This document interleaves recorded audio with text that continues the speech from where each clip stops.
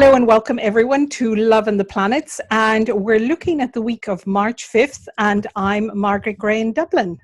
And I'm Armand Diaz in New York.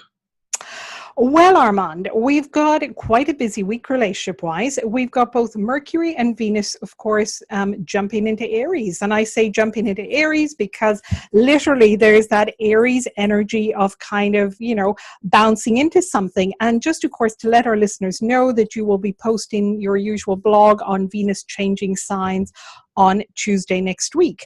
So what do you think about this kind of very vibrant start to the week? You can see that I'm a little biased, of course, because I have Venus in Aries. So I'm kind of really excited about this. You know, traditional astrology puts it as the fall of Venus. No, not the fall, actually, is it? It is a detriment, but something. Detriment. But I don't like that. I don't think it's true. I don't think it's true at all. I think Venus, back in traditional days when women were, they sit on the side and wait to be asked to dance type of thing, it was looked on askance. But I think now it is just a wonderful, outgoing, vibrant kind of placement for Venus, which should really get our social life moving a little bit, get it a little bit out of that whole, the Piscean waters. Gradually over the course of the next few weeks, things are going to move from Pisces, clearing up, cleaning out time, into Aries, going forward, starting the new year time. And it's gradual. It's sort of like when you've got a few lanes of traffic stopped at a stoplight and the light turns green. And, one by one, the cars kind of go through. So it's a process. And I got to tell you, Venus and Mercury going into Aries, well, that's a big part of the process. Yes, I mean, I think we're going to feel that excitement in the air because there's been so many emotions around, so much of that Neptune, which is wonderful in terms of daydreaming and romance, but it's not always easy to get anything done. And so I think in relationships, it's almost like people have been in a fog. Do I want to go out with that person? Do I not? Or people who are in relationships, long-term relationships are wondering, is this the right relationship for me? Whatever. I mean, on the plus side, there's been all the twin soul connection and all of that.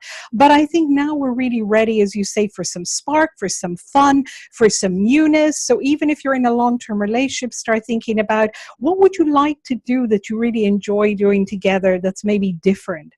And of course, the Mercury in Aries is very direct. Now, we do need to be a little careful in relationships with Mercury in Aries because it sometimes has a tendency to say things and not remember what was said, and then also look back and think, did I really say that?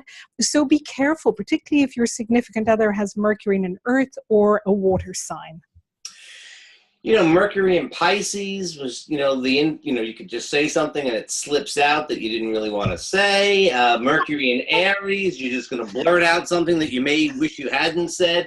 I don't know. Maybe we shouldn't say anything. Maybe we just go out and have some fun and just keep quiet about things. But I think both Mercury and Venus in Aries, great opportunity to express yourself. Great opportunity to let if it comes from the heart, it's always worthwhile. If it's coming from your liver or your gallbladder or something like that, you may want to think about it. But it's coming from your heart, And Aries is a fire sign, and it's very inspirational, very enthusiastic, very personal. And very playful, so I think there is at last, as you say, that energy of play around. Now, what do you make, Armand, of kind of midweek with Thursday? We've got Jupiter going retrograde in Scorpio, and that's going to last for about another 4 months. And, I think this Jupiter in Scorpio has been a little challenging because he's kind of really pushed and pulled. So for people in relationships, I think it's really brought up the shadow side sometimes of how we each relate to each other. So we've all had to do a little bit of soul searching. Now, I think now that it goes retrograde, I think there's a chance to go back over some of that, maybe revise, revisit. But what are your thoughts on it? I think entirely that. Yes, I think that Jupiter in Scorpio has clearly thrown up a lot of stuff for us to deal with on every level. I mean, we see it in the collective level, obviously, with all the sex scandals, sexual abuse scandals, I should say. And I think, we'll see less of those. but now comes the 4 months of kind of, incorporating and, sort of determining our narrative about that collectively. I think in personal relationships, since Jupiter's got into Scorpio back in October, there's also been a kind of blah bringing up of stuff. And yeah, we have 4 months or so to kind of figure out and, incorporate it. We brought up some of the darker stuff, and now what do we do with it? How do we work it? How do we fit this in? Yes, I mean, and how does it fit into our relationships? Because when shadow stuff comes up in relationships, which it always does, of course, if people are together for a while, I think the issues around intimacy, the truth around intimacy, how people really feel. But my sense is that this is really personal stuff for each individual. But as you say now, it's how to integrate it, and in relationships, how to integrate it. And it's not just love relationships. It's also, of course, friendships and family relationships and family dynamics. Now, the next thing, of course, we have is Mars trine Uranus. So that's another pretty feisty aspect that's coming up at the weekend. So I think, the weekend, and of course, then we have the Sun sextile Pluto. There's a level of intensity that's coming in at the weekend that I think has a very different flavor to the beginning of the week. Not a bad one, but I think just a little bit more intense in relationships. So I think that's quite a change. Yeah, the fiery, sparky, go ahead type of feel that comes at the beginning of the week with those transits is countered, I think, by the stuff that happens at the end of the week in a way. However, while Mercury and Venus are changing signs, the moon's in Scorpio.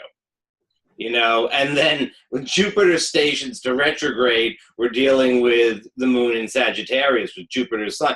So there's a sort of dance back and forth between the fire and the water energy all week long.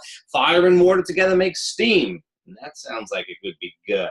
But water can put out the fire, and fire can dry up the water too. So it's very much a matter of keeping balance, I think.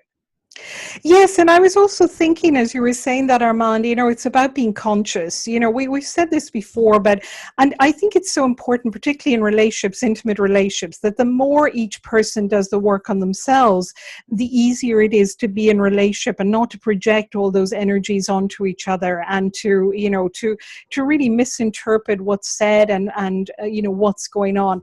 And I think particularly at the moment, because we're still a little bit in a roller coaster where things are shifting and sliding kind of fairly quickly. So to really, really keep doing the work on, for people on themselves, really, whether it's in therapy or whatever other form of work really people do, maybe meditation or whatever. But it's so important, with what's going on at the moment, especially before we head into the next eclipse season, which I know is further along. But it's like I always think between eclipse seasons, it's a really good time to kind of do that internal work. It is. I think that this week will show us a little bit of, you do a little work on yourself, you try it out in your relationship. You do a little bit more work on yourself. I think there's a little bit going back and forth. I don't think it's a very internal week. In some respects, we'd like it to be, and in some respects, we're encouraged to go within. But I think there's also stuff pulling us out there into the world to deal with. So it's both. It's a hard one because I think the Jupiter retrograde pulls us in and the others pull us out. So, but we've got 4 months of the Jupiter retrograde, so we got time to do that work. Yeah, it's true.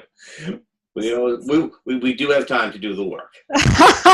So on that happy note, we leave you all and we'll see you next week. Thanks, Armand. Bye-bye.